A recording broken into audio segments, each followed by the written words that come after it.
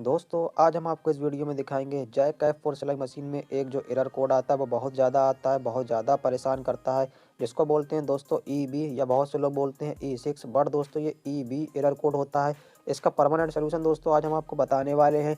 यहाँ पर आप देखेंगे ये प्लग लगे हैं, बहुत से यूट्यूबर आपको बताते हैं इन प्लग को निकाल देना है और फिर से लगा देना है तो आपका जो एरर कोड है, एरर प्रॉब्लम है वो चला जाएगा।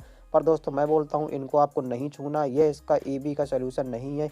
EB एरर कोड का दोस्तों दूसरा रीज़न होता है आने का, क्या होता है, किस वजह से ये एरर कोड आता है और हमारा मशीन बंद हो जाता है, यही हम आज आपको इस वीडियो में दिखाने वाले हैं और हमेशा के लिए इसको कैसे आप सही कर सकते हैं।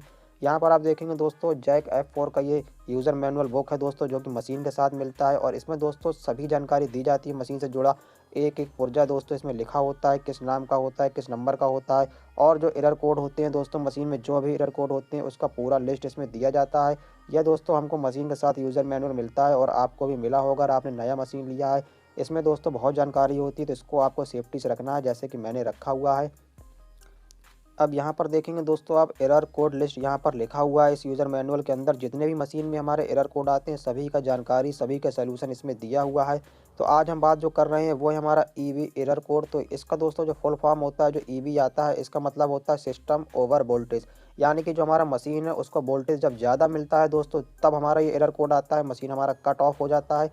तो इसका दोस्तों जो सलूशन है आप यहाँ पर देखेंगे लिखा हुआ है। तो जब हमारी मशीन में EB एरर कोड आता है, हम कितने भी बार मशीन को बंद करेंगे, खोलेंगे, बंद करेंगे, खोलेंगे, पर दोस्तों वो EB एरर कोड आता ही रहेगा जब तक वोल्टेज कम नहीं होगा।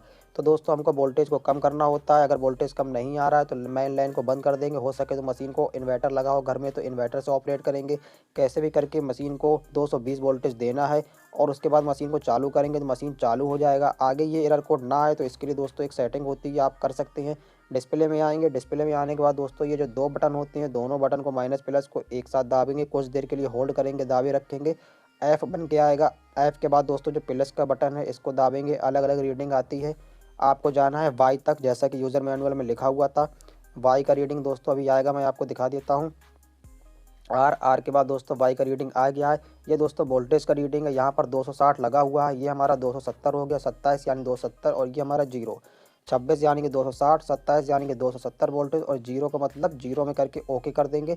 अब दोस्तों हमारा वोल्टेज 260 से 270 के ऊपर भी आएगा तब भी हमारा मशीन कभी भी बंद नहीं होगा, EB एरर नहीं आएगा। यह दोस्तों एक सिक्योरिटी होती है, सिक्योरिटी फीचर्स होता है हमारी मशीन को ओवर वोल्टेज से प्रोटेक्शन करने के लिए।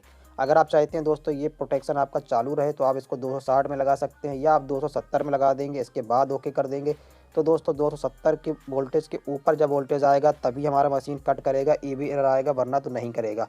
अगर आपके यहाँ वोल्टेज ज़्यादा बार बार बढ़ता है तो आप इसको दोस्तों जीरो पे लगा देंगे और जीरो रीडिंग पे जब डिस्प्ले आ जाए तो मशीन को चला देंगे पैदान से, तो ऑटोमेटिक ही हमारी मशीन जीरो पे परमानेंट सेट हो जाएगी और फिर आपका फ्यूचर में कभी भी दोस्तों आगे ये EB एरर कोड नहीं आएगा। अगर आपकी मशीन में और भी कोई एरर कोड आ रहा है या कोई और प्रॉब्लम है तो आप कमेंट करके पूछ सकते हैं। हमारे चैनल पे दोस्तों आपको सिलाई मशीन से जुड़े tips and trick and repairing के वीडियो मिलते रहते हैं। वीडियो अगर अच्छा लगा हो तो वीडियो को लाइक करें, शेयर करें और आने वाले नए वीडियो देखने के लिए चैनल को सब्सक्राइब करें।